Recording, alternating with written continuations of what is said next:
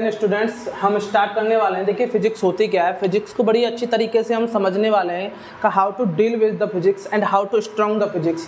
Basically physics की study हम कैसे करें, क्योंकि बच्चों के लिए एक प्रॉब्लम होती है न्यूमेरिकल, और न्यूमेरिकल से बच्चे घबराते हैं।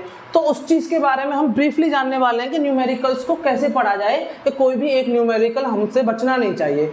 No numerical should be remains from us. We should be understand these types of constant things through this video. And sir मैं बताऊं आपको तो हम फिजिक्स को शुरू करने वाले हैं। अपना ज़्यादा समय न लेते हुए फिजिक्स को शुरू करते हैं हम लोग। देखिए फिजिक्स होती क्या है, बेसिकली फिजिक्स जो वर्ड है इसको ग्रीक भाषा के एक वर्ड से लिया गया है जिसका नाम है फ्यूसिस। फ्यूसिस का मीन्स होता है नेचर।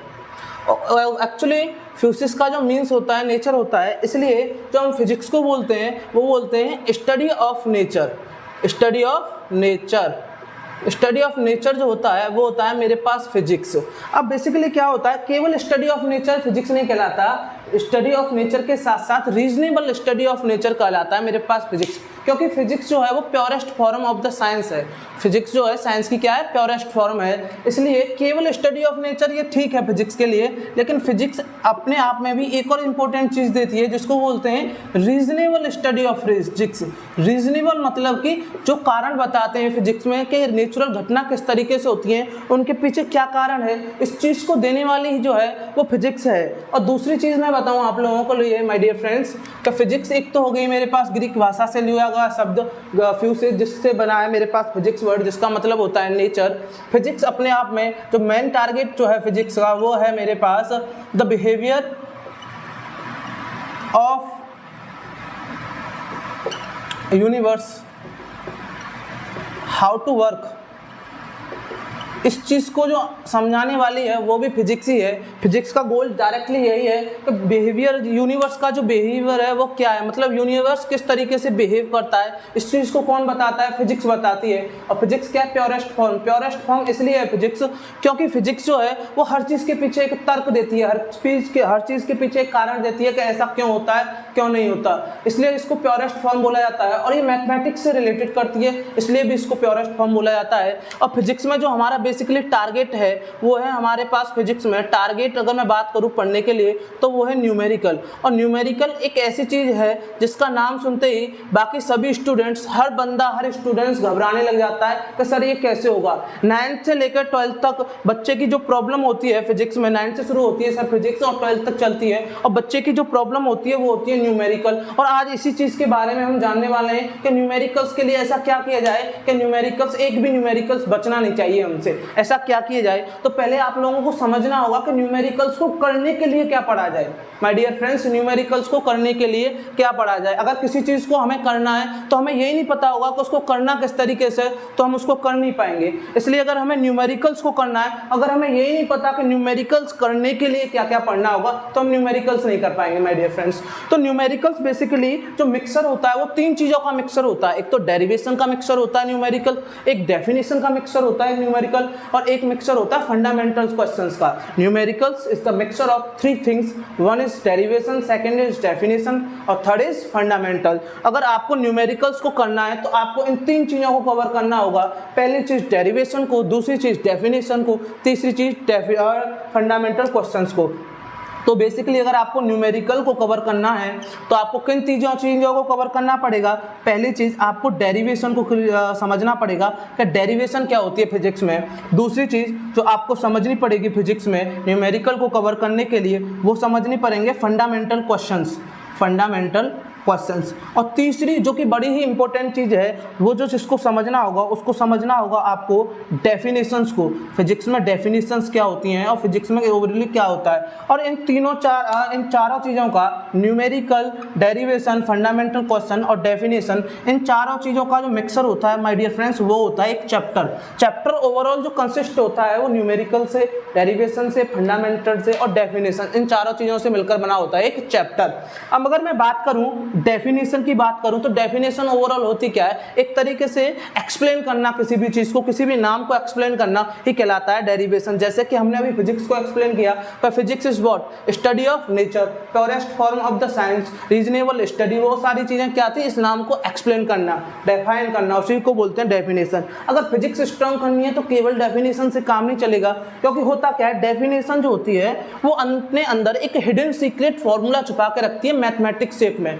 जब तक यदि आप डेफिनेशंस को पढ़ने के बाद उस मैथमेटिक्स शेप को निकालना नहीं सीखोगे, तब तक आपके फिजिक्स नहीं हो सकती स्ट्रांग और न्यूमेरिकल्स नहीं हो सकते स्ट्रांग, क्योंकि फिजिक्स को स्ट्रांग करने का मतलब है न्यूमेरिकल्स को स्ट्रांग करना। और न्यूमेरिकल्स होते हैं केवल डेरिवेशन से नहीं होते, न कि थ्योरी से होते हैं, न्यूमेरिकल्स होते हैं मैथमेटिक्स फॉर्मूलों से।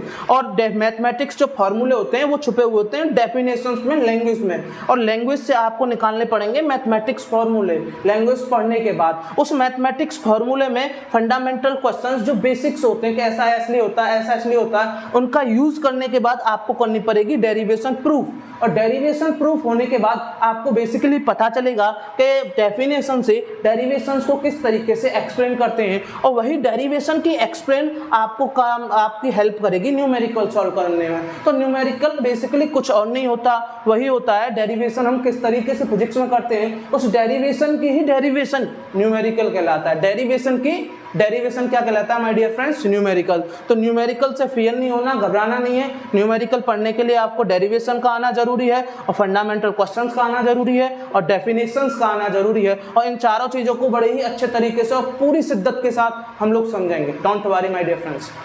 इसके बाद अगर मैं बात करूं, हमारे पास पहला पॉइंट हो गया फिजिक्स क्या है, दूसरा फिजिक्स में टारगेट क्या है, न्यूमेरिक्स। अब फिजिक्स को स्ट्रांग करने की अगर कुछ इंपॉर्टेंट चीज़ों के बारे में बात करूं तो फिजिक्स को किस तरीके से स्टूडेंट अब हम समझने वाले हैं कि how to strong the physics, मतलब फिजिक्स को स्ट्रांग कैसे करें, मतलब किस तरीके से पढ़ें कि हमें लंबे समय तक फिजिक्स याद रहे, पहला क्वेश्चन। दूसरा क्वेश्चन कि फिजिक्स में हमें ये पता होना चाहिए कि हमने पढ़ क्या लिया।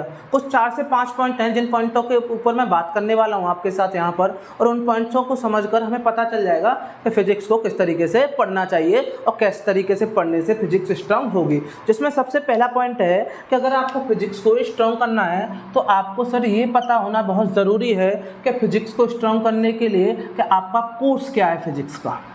कोर्स के बारे में अगर आपको नॉलेज है तब तो आप पढ़ सकते हो ना कि क्या पढ़ना है आप लोगों को। अगर कोर्स के ही बारे में नॉलेज नहीं, आप पढ़े जा रहे हो, तो आपकी वो टॉपिक्स किस तरीके से स्ट्रांग होंगे ये पता नहीं चल पाएगा। तो सबसे पहले आपको कोर्स के बारे में नॉलेज होनी चाहिए कि सबसे पहले आपका कोर्स क्या है।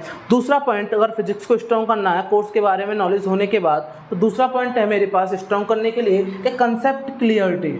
कंसेप्ट क्लियरिटी अपने आप में बड़ा ही सुंदर वर्ड है, और इस वर्ड की सार्थकता ही ऐसी है कि जिस बच्चे को अगर ये वर्ड क्लियर हो गया ना तो वो बच्चा हर चीज़ क्लियर कर सकता है। ये बात न तो फिजिक्स की है और न ही किसी और सब्जेक्ट की बात करें, केवल फिजिक्स में ही नहीं, मैथ हो, केमिस्ट्री हो, इंग्लिश हो, कोई भी फील्ड हो, अगर उस फील्ड में तुम्हें चीज़ें क्लियर हैं। कॉन्सेप्ट क्लियरिटी से मेरा मतलब है कि आपको ये पता होना चाहिए कि आपने क्या क्या पढ़ लिया। जैसे अगर मैं कोई भी टॉपिक उठाऊँ, वो टॉपिक कितने प्रकार का है ये पता होना ज़रूरी है, और ये कोर्स से ही रिलेट करता है, क्योंकि कोर्स ही नहीं पता होगा तो टॉपिक्स वगैरह नहीं पता होंगे। टॉपिक पढ़ लिया तो ये पता होना चाहिए कि टॉपिक में हमने पढ़ा क्या क्या था, पहली बात। दूसरी बात कंसेप्ट क्लियरिटी के अंदर आती है। दूसरी बात आपको ये पता होना चाहिए कि टॉपिक्स कितने प्रकार का है, टॉपिक्स में क्या इंपॉर्टेंट चीज़ है, क्या इंपॉर्टेंट चीज़ नहीं है, टॉपिक से कितनी तरीके के क्वेश्चन बन सकते हैं। ये अगर सारी चीज़ें पता होंगी तो वो सारी चीज़ें आती हैं, आपका कंसेप्ट क्लियर है। अगर कंसेप्ट क्लियर नहीं है तो कुछ नहीं हो सकता। इसलिए मैं बता रहा हूँ आपको क्लियरिटी का बहुत ज़्यादा ध्यान रखना है कि चीज़ें क्लियर होनी चाहिए बड़ी ही अच्छी तरीके से। और तीसरा चीज़ है हमारे पास कंसेप्ट क्लियर होने के बाद कि फिजिक्स जो है एक बड़ी सब्जेक्ट है। बड़ी सब्जेक्ट से मेरा मतलब है बहुत ज़्यादा बड़ी है,